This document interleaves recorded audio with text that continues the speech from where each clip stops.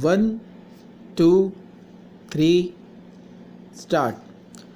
The challenge in the present appeal is to an order passed by the High Court of Uttarakhand at Nainital on 20th July 2020, whereby the petition filed by the appellant under section 482 of the Code of Criminal Procedure 1973 for quashing the charge sheet as well as the summoning order dated 25th June 2020 was dismissed. The FIR number 173 in question was lodged by the respondent number 2 on 11 December 2019 at 23:24 hours in respect of an incident alleged to have occurred on 10 December 2019 at 10 hours against the appellants and others. The FIR was lodged for the offences under section 452 for short the code 506504 and section 31X and 31E of the Scheduled Caste and the Scheduled Tribes Prevention of Atrocities Act 1989. The said FIR, when translated, reads as under: respected SHO, with respect of registering of FIR, the complainant is presently resident of Gram, New Bajeti, Patti, Chandak, Tehsil and District Pithoragarh. I am constructing my house on my khet number 6195, 6196 and 6199, but Bansilal Pyarelal, son of late Harlal Hitesh Verma, son of Sri Pyarelal Pavan Verma, son of Bansilal Uma Verma, wife of Pyarelal, and their Nepali domestic help Raju from past 6 months are not allowing the applicant to work on her fields. All the above persons used to abuse the applicant, her husband and other family members, and used to give death threats and use caste-colored abuses. On 10th December 2019 at around 10 am, all these persons entered illegally into 4 walls of her building and started hurling abuses on myself and my laborers and gave death threats and used caste remarks, abuse and took away the construction materials such as cement, iron, rods, bricks. The applicant is a scheduled caste and all of the above persons uses caste remarks, abuse, use bad language and said that you are persons of bad caste and that we will not let you live in this mohalla vicinity. Respected sir, the applicant and her family has threat to her life from such persons.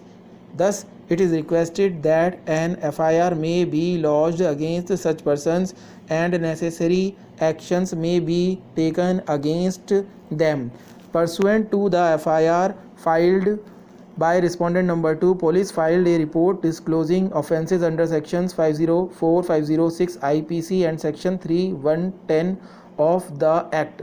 Cognizance for the same was taken by the trial court on 25th June 2020. It is the said order which was challenged along with the charge sheet before the High Court, which was unsuccessful. On the other hand, on the basis of statement of Mr.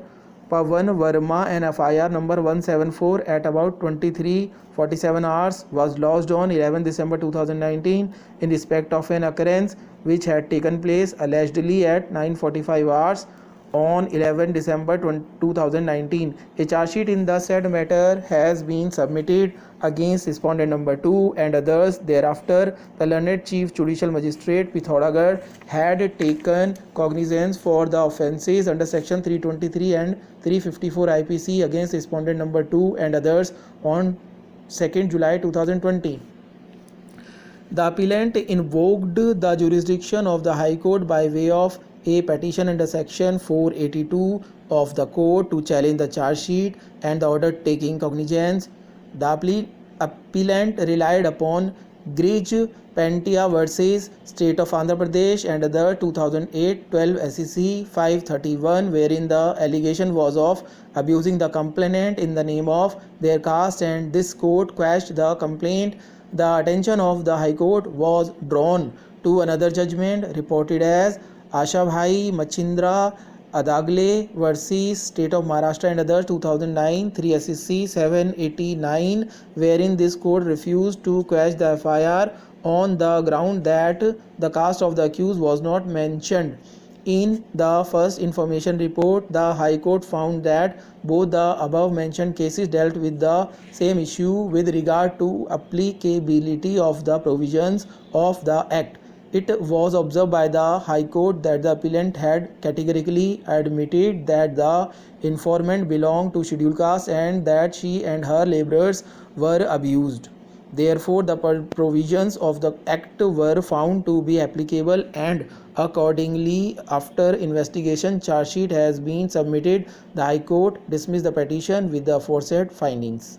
The learned counsel for the appellant argued that disputes relating to the property are pending before the civil court and that the present FIR has been filed on patently false ground by respondent number 2 only to harass the appellant and to abuse of process of law. It is argued that the allegations levelled in the FIR and the subsequent report submitted by the police after investigations does not disclose any offence under the Act. Furthermore, it is argued that the report neither discloses the caste of the informant nor the allegations are that they were made in public view. Also, the offending words are not purported to be made for the reason that the informant is a person belonging to scheduled caste. The learned counsel for the state, on the contrary, submitted that during investigation certain persons have supported the version of the informant. Stop.